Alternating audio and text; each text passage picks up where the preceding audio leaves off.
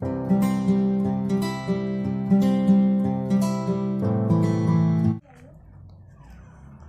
Friends, welcome back to my channel Deep classes. आज की video का हमारा टॉपिक है ठकुरी बाबा रेखा चित्र के कुछ महत्वपूर्ण अंशों की व्याख्या।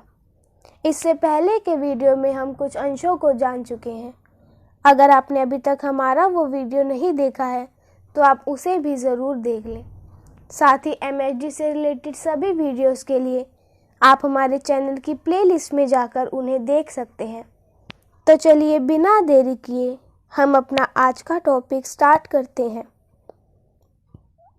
आज के वीडियो का हमारा पहला अंश है हमारे सभ्यता दर्पित शिष्ट समाज का काव्यानंद छिछला और उसका लक्ष्य सस्ता मनोरंजन मात्र रहा है। इसी से उसमें सम्मिलित होने वालों की भेद बुद्धि, एक दूसरे को नीचा दिखलाने के प्रयत्न और व्यक्तिक विषमताएं और अधिक विस्तार पा लेती हैं। वह एक हिंडोला है जिसमें ऊंचाई नीचाई का स्पर्श भी एक आत्मविस्मृति में विश्राम देता है। दूसरा वह दंगल का मैदान है जिसका समधरातल भी हार जीत के दाव पेच के कारण सतर्कता की भांति उत्पन्न करता है। इस अंश के प्रसंग को देखें। प्रस्तुत गद्यांश महादेवी वर्मा के रेखा चित्र ठकुरी बाबा से लिया गया है। माघ महीने की त्रयोदशी की रात को लेखिका की पर्णकुटी के बरामदे में अड्डा जमाने वाले ठकुरी बाबा और उनके ग्रामीण अनपढ़ पर भक्ति भावपूर्ण हृदय वाले साथियों ने भजन कीर्तन का आयोजन किया। पूजा पाठ के बाद सबने अपने अपने मधुर कंठ से सूर, कबीर, तुलसी के पद गाए, लोकगीत सुनाए। इनकी माधुरी से प्रभावित हो लेखिका इस प्रकार के आयोजनों की तुलना में आयोजित कवि सम्मेलनों से करती है, जिनमें दूर दूर से कविता पाठ के लिए बड़ी रकम वसूल करने वाले नामी गिरामी कवि आते हैं। इस अंश की व्याख्या देखें। नगरों में कवि सम्मेलनों का आयोजन करने वाले, उनमें कविता पाठ करने वाले, अपनी काव्य कला पर गर्व करने वाले कवि तथा श्रोतागण सब अपने से सभ्य, सुशिक्षित, कला प्रेमी, काव्य रस में डूबने वाले, काव्य का सही मूल्यांकन करने वाले पारखी कहते हैं और गर्व से सीना फुलाकर, गर्दन तानकर आत्म प्रशंसा करते हुए नहीं अघाते। परंतु वास्तविकता यह है कि यह सब ढोंगी, मिथ्याचारी, छिछले स्वभाव के आत्म केंद्रित लोग होते हैं। उन्हें न काव्य की परख होती है, न वे कविता के भावों को ठीक से समझते हैं और न ही काव्य श्रवण से उन्हें आनंद मिलता है। वे केवल दिखावे के लिए कभी तालियां बजाते हैं, कभी पुनः पुनः की रट लगाते हैं और वाहवाही करते हैं। इन कवि सम्मेलनों का लाभ केवल श्रोताओं का मनोरंजन करना होता है। अतः इनमें वह ही कवि सफल होते हैं जो फुहड़ हास्य रस की कविताएं सुनाकर या भाषा का चमत्कार दिखाकर श्रोताओं को हंसा सकते हैं, उनका मनोविनोद कर पाते हैं। इन कवि सम्मेलनों में भाग लेने वाले कवियों के आत्मिक, सौहार्द, समव्यवसायी होने के बंधुक भावना नहीं होती, प्रतिस्पर्धा का भाव होता है। वह एक दूसरे को नीचा दिखाना चाहते हैं। इससे कवियों में भातृत्व, सौहार्द, स्नेह, सहयोग के भाव नहीं पनपते, अपितु भेदभाव की खाई बढ़ती जाती है। वैमनस्य की दीवार की ओर भी दृढ़ होती जाती है। परिणाम स्वरूप कवियों और काव्य के क्षेत्र में नाना प्रकार की विषमताएं, विसंगतियां और विद्रूपताएं जन्म लेती हैं। जनकाव्य गोष्ठियों या संगीत गोष्ठियों, जिनमें गांव के सामान्य पर प्रतिभा संपन्न और मधुर कंठ वाले कलाकार भाग लेते हैं, हिंडोले की तरह होती हैं। जैसे हिंडोले में बैठा व्यक्ति हिंडोले के ऊपर नीचे होने पर भी सुख आनंद में मग्न हो जाता है, उसी प्रकार इन गोष्ठियों में भाग लेने वाले कवि, संगीतकार तथा श्रोता कविता भजन कीर्तन का आनंद लेते हैं, रस में डूबकर प्रफुल्ल होते हैं। दूसरी ओर नगरों में आयोजित होने वाले कवि सम्मेलन,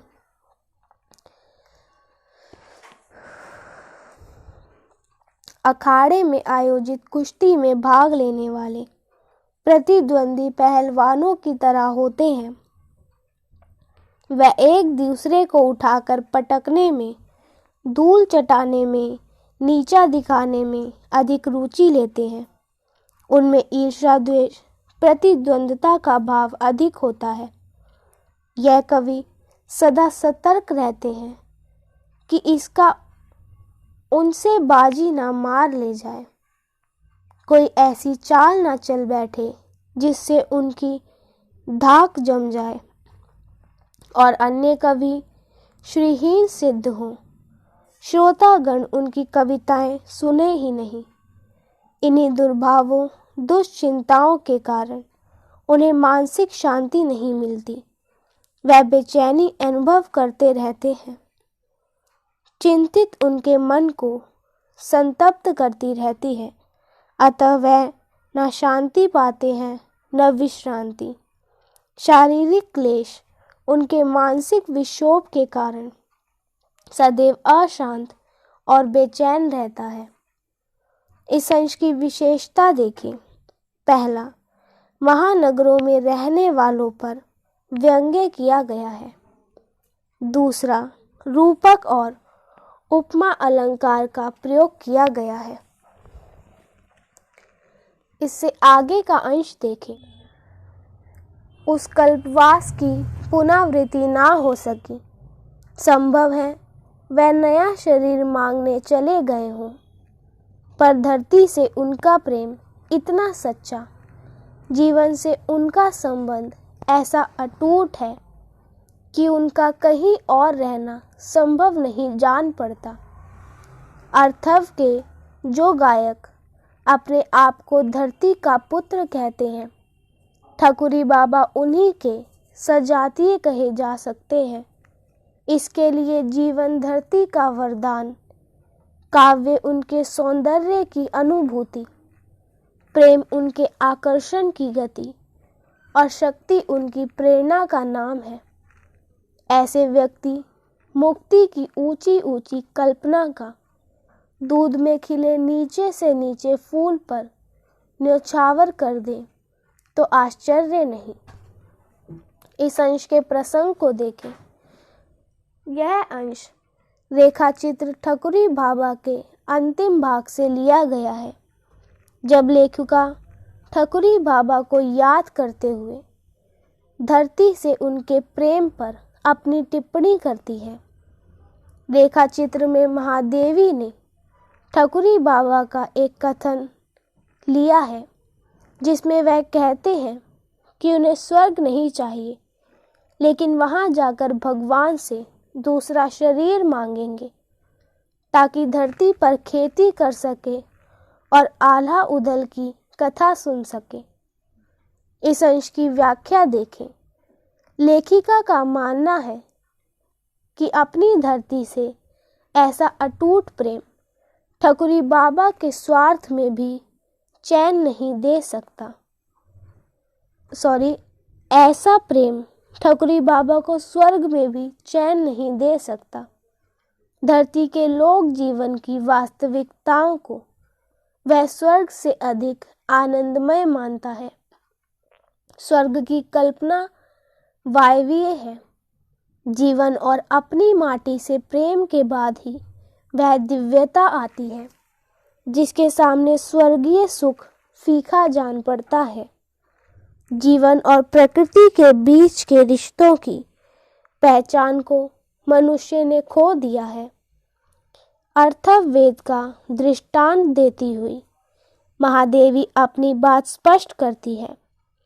चारों वेदों में से लोक जीवन के सबसे नजदीक अथर्ववेद है।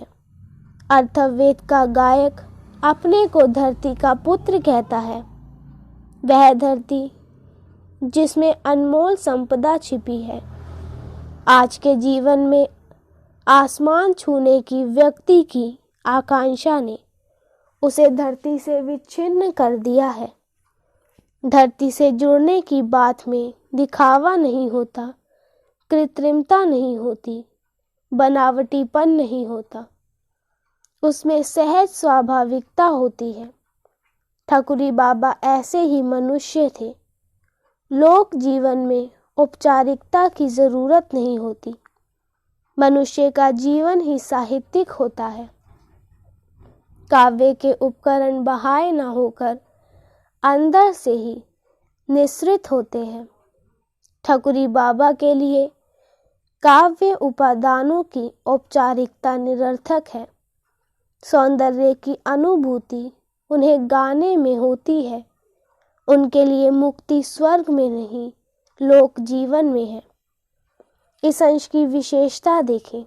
महादेवी वर्मा ने लोक जीवन और लोक कला के दिव्य सौंदर्य और आत्मिक उत्कर्षता को उजागर किया है। दूसरा, भाषा में लेखकीय संवेदना का आत्मीय स्पर्श सहज ही महसूस किया गया है। तीसरा, इस धरती से बढ़कर कोई स्वर्ग नहीं और धरती के प्रति गहरा लगाव ही मनुष्य को मनुष्य बनाता है। ठकुरी बाबा का मनुष्यत्व इसी कारण शहरी और अभिजात समाज से बहुत ऊपर और पवित्र नजर आता है। इसी के साथ आज का हमारा वीडियो यही खत्म होता है। वीडियो पसंद आया हो तो वीडियो को लाइक एंड शेयर करें। चैनल को सब्सक्राइब करना ना भूलें। Thank you for watching.